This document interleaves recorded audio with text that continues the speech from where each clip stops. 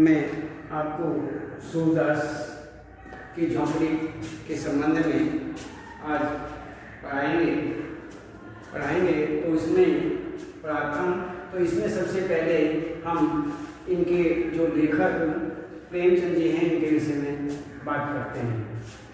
प्रेमचंद जी का जीवन परिचय।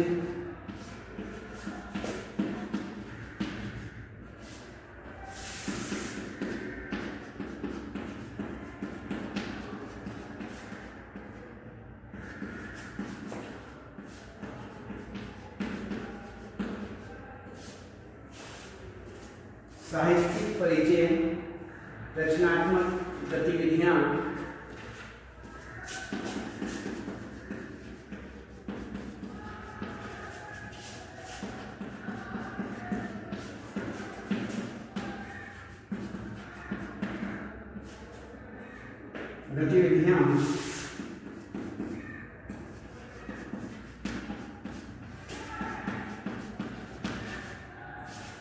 भाषा शैली,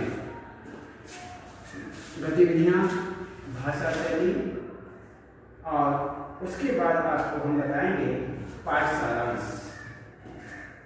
इसके बाद हम आपको पाठ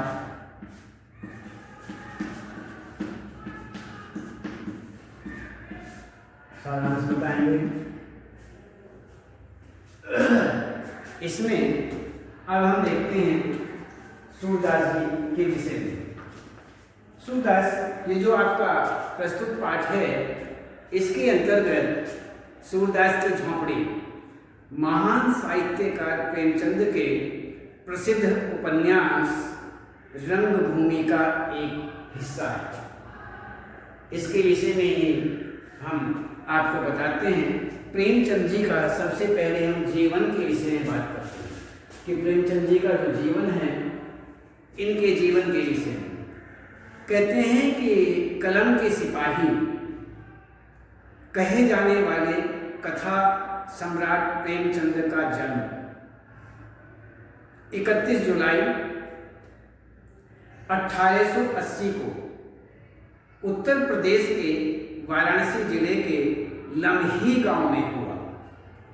इनका वास्तविक नाम धनपत राय था और ये प्रेमचंद वकील बनना चाहते थे, किंतु आर्थिक हालत अच्छी न होने के कारण मैट्रिक पास करके ये अध्यापन का कार्य करने लगे।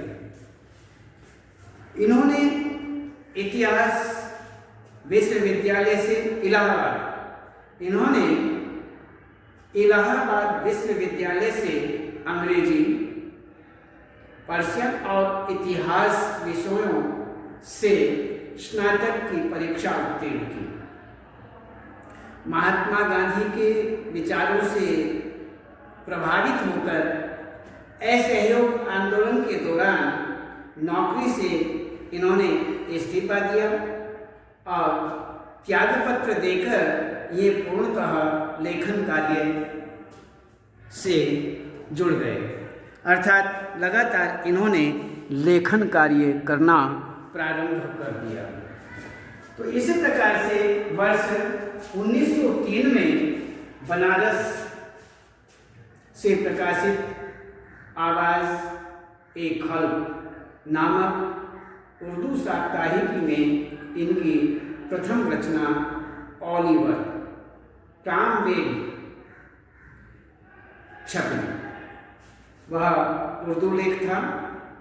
उर्दू में ये नवाब राय के नाम से लिखा करते थे।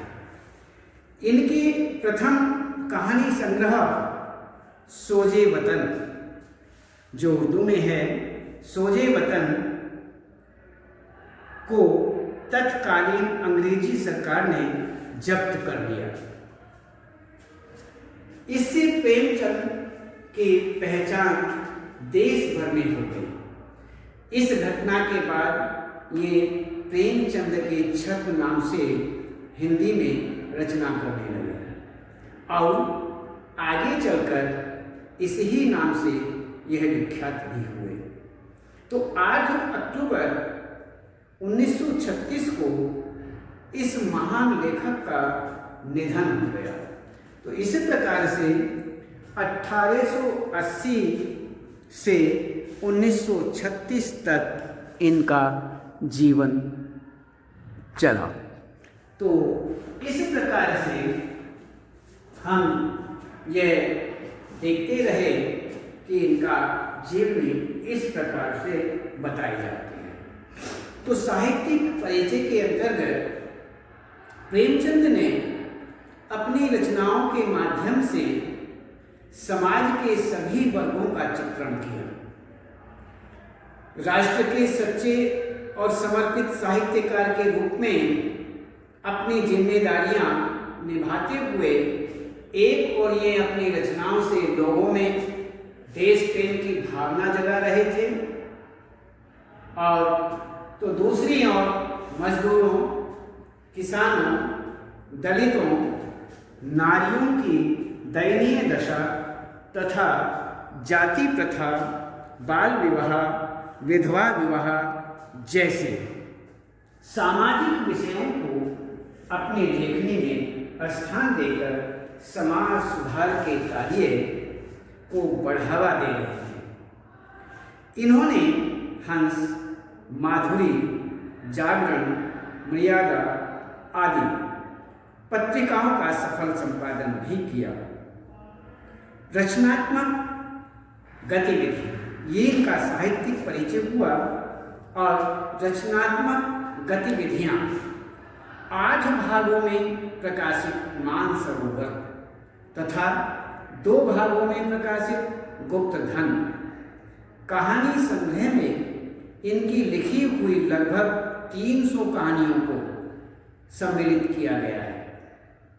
वरदान, प्रतिज्ञा, सेवा सदन, निर्मला, प्रेमाश्रम, रंगभूमि, कर्मभूमि, गबन, गोदान, कायाकल्प, मनोरमा आदि इनके प्रमुख उपन्यास हैं। इनके ये प्रमुख उपन्यास हैं करबला, प्रेम की वेदी और संग्राम, इनके नाटक हैं।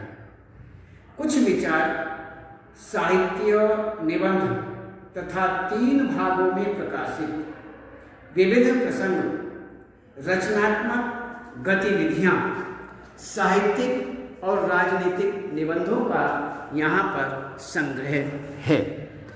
इस प्रकार से यहाँ पर ये बताया गया कि ये इनकी रचनात्मक गतिविधियां हैं।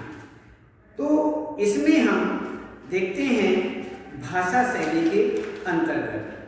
भाषा शैली में के अंतर्गत कहानी, उपन्यास, नाटक, निबंध आदि गद्य साहित्य की समस्त विधाओं पर समान अधिकार रखने वाले इस अमर साहित्यकार ने हिंदी साहित्य और हिंदी भाषा को समृद्ध बनाने में कोई कसर नहीं छोड़ी।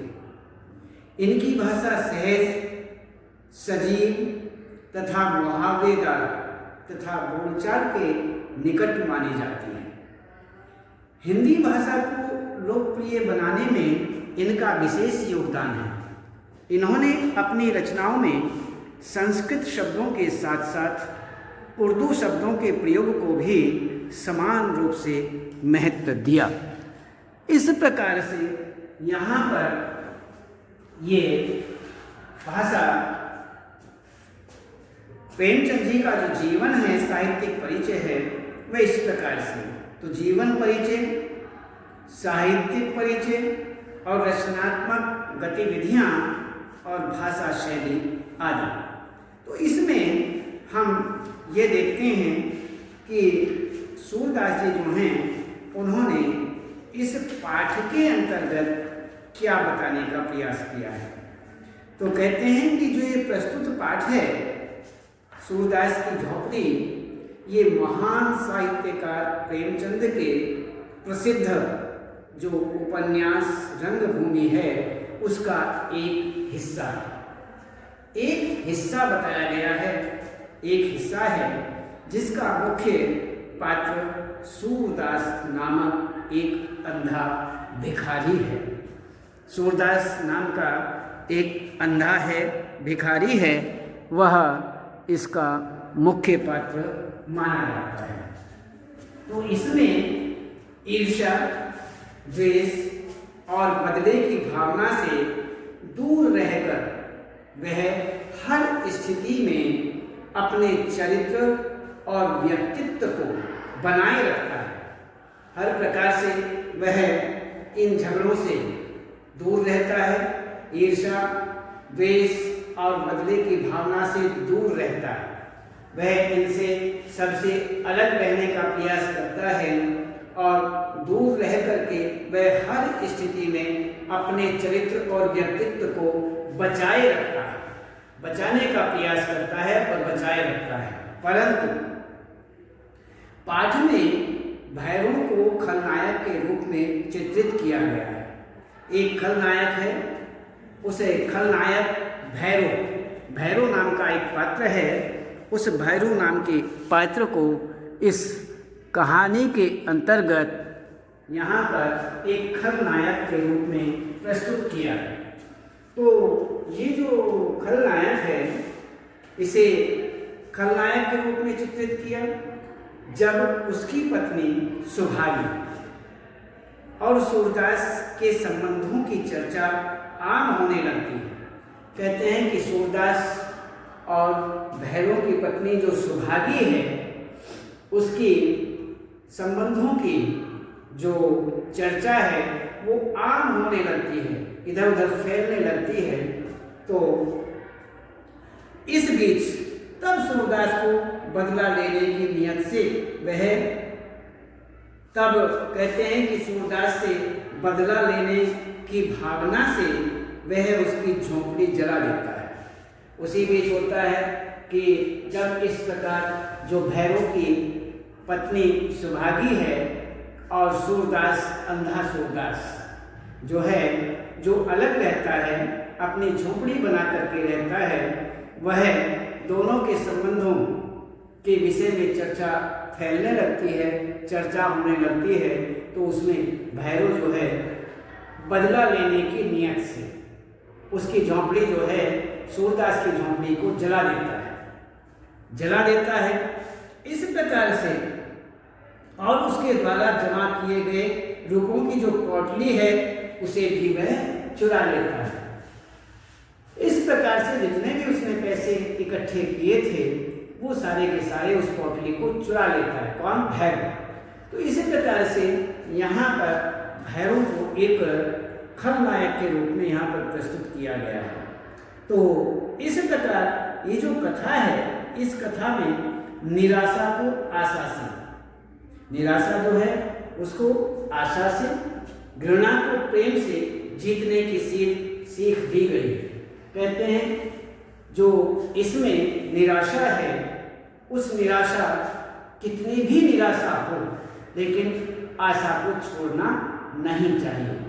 घृणा, कितनी भी घृणा क्यों न हो, प्रेम को छोड़ना नहीं चाहिए। इसलिए निराशा आशा के द्वारा और घृणा प्रेम के द्वारा, इन दोनों पर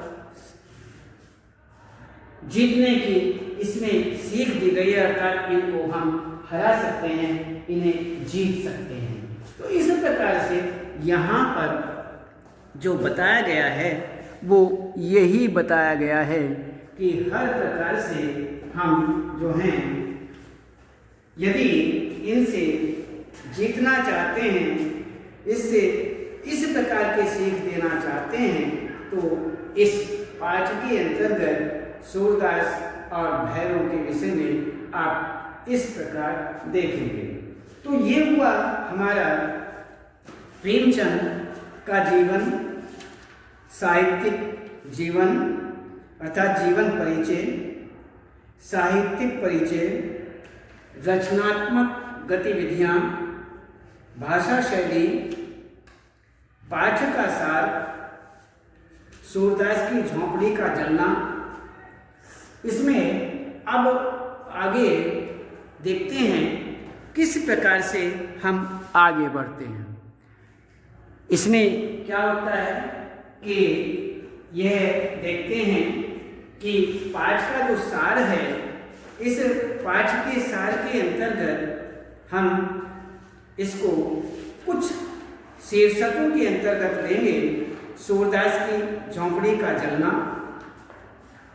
रूपों की पोटली की चिंता, भैरव के षड्यंत्र का खुलासा, जगधर का ईर्ष्या की आग में जलना, भैरव की शरारत से सूरदास को अवगत कराना, सुभागी का फिर से भैरव के साथ रहने का निर्णय, घीसू की बात से प्रेरित होना, झोंपड़ी के पुनः निर्माण का प्रण। तो इस प्रकार से यहाँ पर इन शीर्षकों के अंतर्गत हम आपको इसमें सारांश के रूप में आपको बताएंगे। तो ये हमारा इस प्रकार का ये सारांश हुआ और इसमें हम आपको फिर बताएंगे और उसके बाद हम